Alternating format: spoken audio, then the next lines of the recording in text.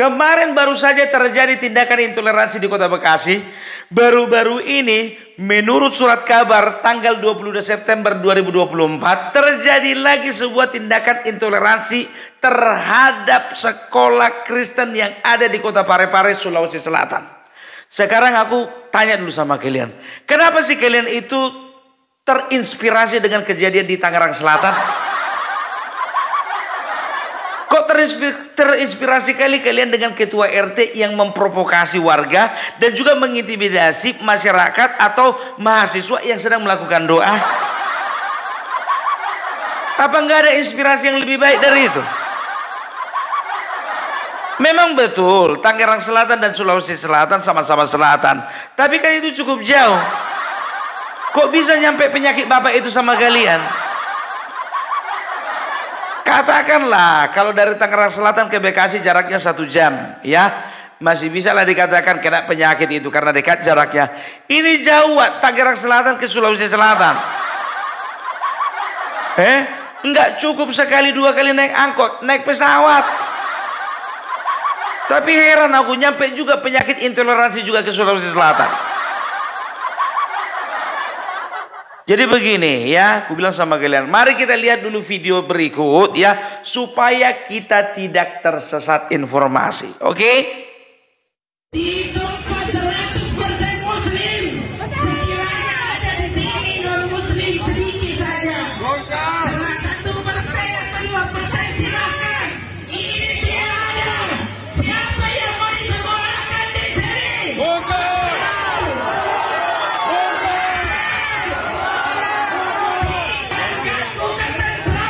Masukan dari beberapa anggota DPRD Kota Parepare dan pertimbangan tenaga ahli, maka kami dalam rapat dengar pendapat ini memutuskan menolak pendirian sekolah Kristen Gamaliel. Allahu Akbar, Allahu Akbar.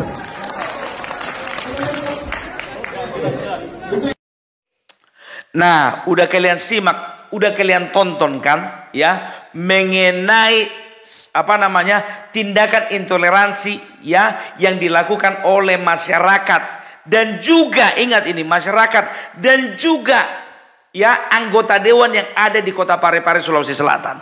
Kalau kukatakan ini tidak bisa dibiarkan ya, karena apa? Ini sangat menyalahi ya azas Pancasila. Kubilang sama kalian ya, apa dasarnya rupanya kalian itu menolak pembangunan sekolah Gamaliel itu? Apa karena dasarnya suka dan tidak suka? Apa karena dasarnya itu kalian mayoritas, mereka minoritas? Kalian katakan apa? Kami tidak suka ada sekolah Kristen di sini karena di sini tidak ada yang beragama Kristen. Jadi untuk apa dibangun? Menurut data, aku bilang sama kalian ya, menurut data, menurut statistik, 4% ada di situ beragama Kristen di Kota Parepare. Jangan bilang nggak ada, ya. Tidak mungkin ada statistik kalau tidak ada orangnya. Jadi jangan kalian bilang yayasan itu tidak ada fungsinya. Kenapa kalian takut dengan isu kristenisasi? Iya. Siapa sih yang memotori kalian? Aku tidak menuduh ya. Aku tidak menuduh semua forum sama, semua front sama, semua asosiasi sama, semua grup sama. Tidak. Tapi kadangkala forum, front titik, asosiasi titik, organisasi ya, massa, ya ormas ya yang mengatasnamakan keagamaan, itu mereka memperalat masyarakat supaya apa? Supaya mereka boleh melampiaskan kebencian mereka terhadap kaum-kaum minoritas. Ini hati-hati, masyarakat juga harus jeli. Jangan kalian itu karena masyarakat gampang dibodoh-bodohi, karena masyarakat ya gampang terprovokasi, maka kalian mengambil tindakan-tindakan yang betul-betul tidak mencerminkan Pancasila. Sekarang begini, sekolah tersebut kan sudah ada izinnya. Sekolah tersebut tidak menyalahi aturan. Ya, semua izin yang berkaitan tentang pendirian sekolah mereka sudah punya. Ya, apa masalahnya? Karena dasar suka tidak suka saja kan. Jadi jangan kalian berkata bahwasanya karena di sini mayoritas maka tidak boleh dibangun sekolah Kristen di sini. Ya kalian katakan tidak ada orang Kristen di kota Parepare. Ku bilang sama kalian ada 4% orang Kristen di kota Parepare. Itu dia. Jadi kalian jangan ya seringkali isu-isu bohong ya dilempar ke masyarakat supaya apa? Supaya masyarakat terpancing, terprovokasi sehingga tujuan dari orang-orang tertentu itu tercapai. Gitu loh. Kalian tinggal di mana? Kalian tinggal di NKRI. Kalau begitu kalian itu sudah menyalahi aturan. Kalian itu kalau dasarnya suka tidak suka berarti kalian itu sudah masyarakat ya, kalian itu sudah menjadi kelompok yang anti dengan Pancasila. Ya, ingat itu keadilan sosial bagi seluruh bangsa, seluruh rakyat Indonesia. Nggak adil kalian. Mentang-mentang kalian lebih banyak di sana, maka kalian bersikap semena-mena terhadap orang yang jumlahnya lebih sedikit dari kalian. Gitu loh. Ini pun juga berlaku kepada daerah yang mayoritas Kristen. Ya, tidak boleh masyarakat yang mayoritas Kristen bertindak semena-mena terhadap orang, terhadap masyarakat ya yang bisa dikatakan minoritas dari segi agama. Gitu. Ya, makanya di daerah-daerah kantong-kantong Kristen seperti Papua, Maluku, di daerah NTT tidak pernah ada namanya penolakan terhadap sekolah Islam berdiri, tidak ada. Aku kasih dulu contoh sama kalian ya.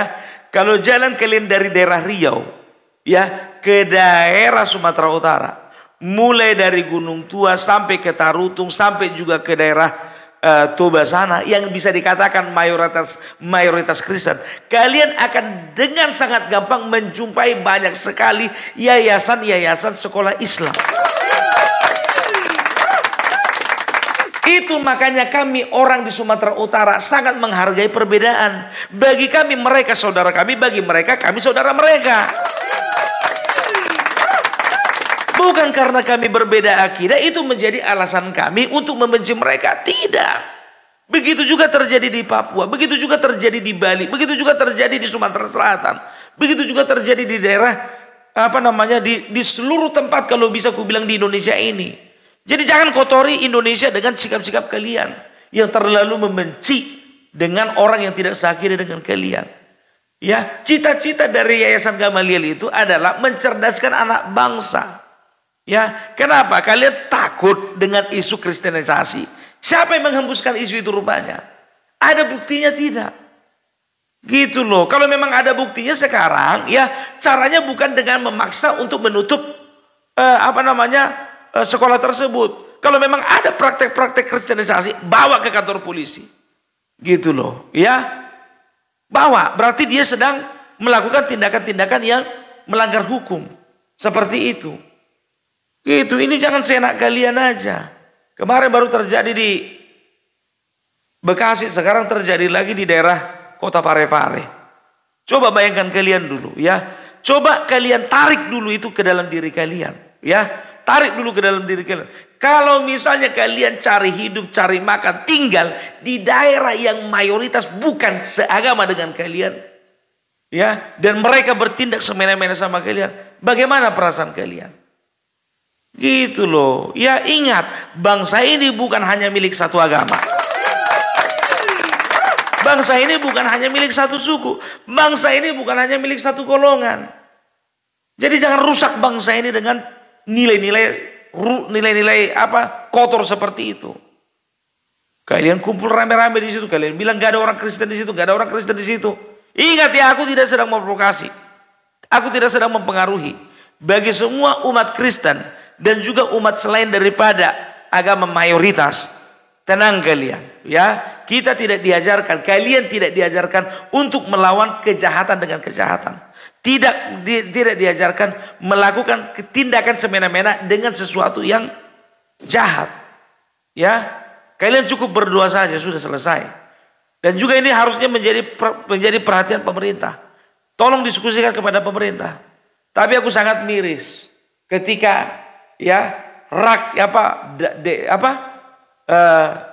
Dewan Perwakilan Rakyat ya, mereka waktu itu sedang ketok palu mengatakan bahwasanya sekolah Yayasan Kristen Gamaliel ditutup, ketok palu 3 kali, dan memerintahkan Satpol PP untuk memberhentikan pembangunan.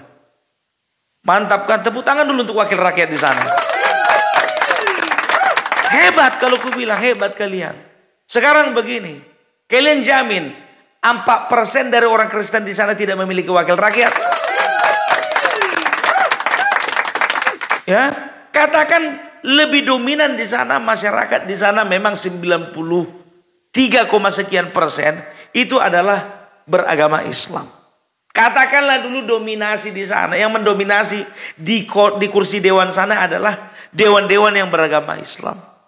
Ya, katakan tidak ada yang beragama Kristen. Katakan tidak ada yang beragama Buddha. Katakan tidak ada dewan yang beragama Hindu atau penganut kepercayaan lain. Katakanlah 100% semuanya itu agama Islam. Apakah kalian hanya wakil dari satu agama saja? Apakah mereka tidak pilih kalian? Bisa kalian jamin mereka tidak pilih kalian? Itu. Ingat ya, Opung Parbelak bukan hanya ya bersuara ketika ada agama Kristen saja yang mengalami tindakan intimidasi. Siapapun agamanya, ketika mereka mengalami intimidasi, aku akan bersuara. Karena bagi Opung Parbelak ya semua adalah saudara. Ingat itu ya. Umat Islam tidak bisa hidup tanpa ada umat Kristen. Umat Kristen juga tidak bisa hidup tanpa ada umat Islam. Orang Buddha juga tidak bisa hidup kalau tidak ada orang Muslim. Orang Muslim juga tidak bisa hidup kalau tidak ada umat Buddha. Begitu sebaliknya dengan beberapa agama yang ada di Indonesia ini. Orang Jawa nggak bisa hidup kalau nggak ada orang Batak. Orang Batak nggak bisa hidup kalau nggak ada orang Bugis. Orang Bugis juga nggak bisa hidup kalau nggak ada orang Jawa. Orang Jawa nggak bisa hidup kalau nggak ada orang Betawi. Orang Betawi nggak bisa hidup kalau nggak ada orang Padang. Semua berkaitan. Kita ini satu kesatuan. Gitu loh ya. Jangan pikiran sempit yang kalian gunakan untuk menjadi alasan kalian membenci seseorang. Membenci orang yang lain yang tidak seragam dengan kalian. Bayangkan kalian dulu contohnya. Sekolah misalnya dari pagi sampai sore. Dari hari Senin sampai hari Sabtu. Yang dipakai pakaian warna putih semuanya.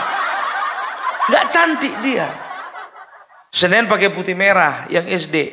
Ya, hari Selasa katakan pakai baju pramuka. Hari Rabu katakanlah bajunya warna kotak ya, motif kotak-kotak. Hari Kamis katakanlah baju koko. Hari Jumat katakanlah baju olahraga. Cantik dia kalau ada keberagaman. Ingat, bukan keseragaman tapi keberagaman. Dan juga bagi masyarakat udahlah, jangan mau dibodoh-bodohi lagi lah. Sudahlah, kita sudahilah tindakan-tindakan intoleransi seperti itu. Nggak ada gunanya. Rugi sendiri kita. Karena apa? Kita dibenci. Kita jadi mendapatkan stempel tempat kita adalah sarang intoleransi. Maka ketika misalnya ini contoh saja, ketika suatu daerah memiliki potensi alam yang luar biasa, ya, memiliki potensi alam yang luar biasa, katakanlah pemandangannya bagus, sumber daya alamnya juga bagus. Ketika ada orang ingin berinvestasi di sana, tapi lain agama dengan kalian, orang itu sudah ketakutan duluan. Oh, kami nggak perlu orang itu. Sembarangan. Kalian bisa jamin? Ya, satu pun tidak ada supir yang beragama Kristen yang masuk mendistribusikan barang dari luar pulau masuk ke Sulawesi Selatan. Bisa jamin? Nggak bisa jamin kan? Apa kalian bisa jamin? Ya, semua pebisnis yang bergerak di daerah Sulawesi Selatan itu tidak ada yang beragama yang non Muslim. Nggak bisa jamin. Gitu loh, ya. Memang betul ada beberapa daerah ya yang memegang teguh syariat Islam ya, tapi itu daerah tertentu, provinsi tertentu ya, daerah khusus itu ya. Tapi itu pun juga aku lihat makin ke sini, contohnya masyarakat Aceh. Saudara-saudaraku yang di Aceh, makin ke sini mereka makin terbuka. Mereka itu semakin hari semakin welcome terhadap para pendatang. Mereka itu semakin ramah dengan para pendatang. Mereka itu semakin menunjukkan sikap toleransi mereka. Ya, dan aku bahkan punya teman, ya, beberapa orang Aceh, ya. Kami sama-sama makan. Walaupun kami makan di rumah, katakanlah aku makan di rumahnya, Karena memang tidak ada pantangan bagiku, semua aku makan. Tapi ketika mereka makan di rumahku, aku akan dengan segala hormat akan memberikannya nasi padang. Minumnya pun juga minum aku. Walaupun dia berkata, gak usahlah, minum dari rumahmu ini aja. Gitu loh. Ya, jadi harus seperti itu. Kita di dalam pergaulan ini tidak boleh mengedepankan ego kita. Ya, apalagi di situ sekolah yayasan Kristen. Datang kalian ke kampung kami, jujur saja banyak pesantren. Banyak, masuk kalian ke Tarutung, masuk kalian ke Beligi, masuk kalian ke daerah Sipirok, masuk lagi kalian daerah Pangaribuan, masuk lagi terus ke daerah Toba. Ya, masuk ke daerah Samosir, ada sekolah Islam. Dan semua bergandengan tangan di sana. Kami tidak pernah melakukan penolakan, tidak pernah kami demo-demo. Kami tidak menerima masyarakat Islam di sini, nggak pernah. Karena bagi kami agama kami adalah agama kami, dan bagi kalian adalah agama kalian. Kan itu yang diajarkan. Makanya kalian baca-baca dulu, ya, baca-baca dulu, ya, Undang-Undang Nomor 9, ya, SK 2 Menteri, ya, Menteri Agama, Kementerian Agama dan Kementerian Dalam Negeri, ya, itu mengatakan apa? Ya, di situ ada beberapa bab. Ya, bab 1 mengenai ketentuan umum, bab 2 ya mengenai tanggung jawab dari kepala daerah untuk menjaga kerukunan umat beragama. Ya, mulai dari tingkatan paling atas, mulai dari gubernur, wali kota, bupati, kecamatan sampai lurah dan sampai ke bawahnya. Ya, itu kalau tidak salah dari pasal 2 sampai pasal 7 itu. Ya. Setelah itu apa? Bab ketiga itu mengenai pendirian rumah ibadah. Kan begitu. Bukan, mengenai forum kerukunan umat beragama. Setelah itu bab 4 dan selanjutnya. Makanya jangan bodoh kalian. Kalian baca-baca dulu itu.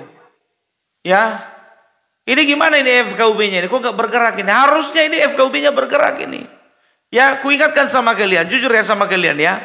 Ya, bagi kalian yang mendapatkan tindakan semena-mena, kalian yang mendapatkan tindakan intoleransi, ya, coba kalian jumpai, ya, kalian diskusikan pertama sekali kepada FKUB, ya. Karena apa? FKUB itu adalah FKUB itu adalah forum kerukunan umat beragama, ya, yang isinya adalah masyarakat, ya. Yang isinya adalah masyarakat dan unsur-unsurnya itu adalah para pemuka agama dari masing-masing agama, ya. Dan tugas mereka salah satunya adalah memonitor kerukunan umat beragama. Dan mereka akan mendiskusikan, ya, kepada pemerintah, kepada kepala daerah. Dan kalau untuk hal-hal seperti ini, mereka harus ada, gitu loh. Ini gimana ini FKUB-nya? Komposisinya bagaimana? Ingat ya, FKUB kalau semuanya satu agama itu bukan FKUB namanya. Tapi FKUB itu berarti harus ada di dalamnya itu yang beragama Islam, beragama Kristen, beragama Katolik, beragama Hindu, beragama Buddha. Dan bahkan juga kalau bisa mewakili dari kepercayaan lain gitu loh. Ingat itu. Mana ini kalau untuk apa dibentuk FKUB kalau nggak bergerak? Ingat ya, di dalam SK 2 Menteri nomor 8 ya nomor 9 2006 nomor 9 2006 nomor 8 2006 itu mengatakan bahwasanya ya di dalam ketentuan umum bab pertama butir pertama mengatakan bahwasanya kerukunan beragama adalah hubungan antara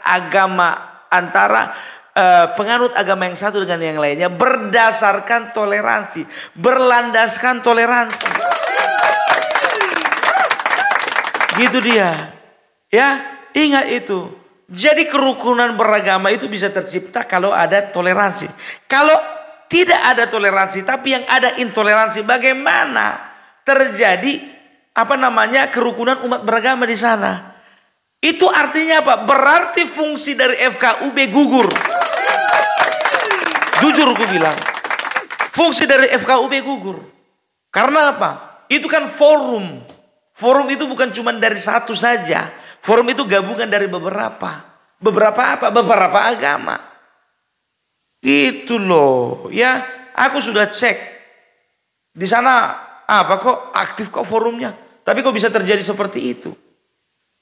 Ya, jadi tolong diperhatikan juga untuk pemerintah, ya. untuk pemerintah ini mohon perhatian ini ya.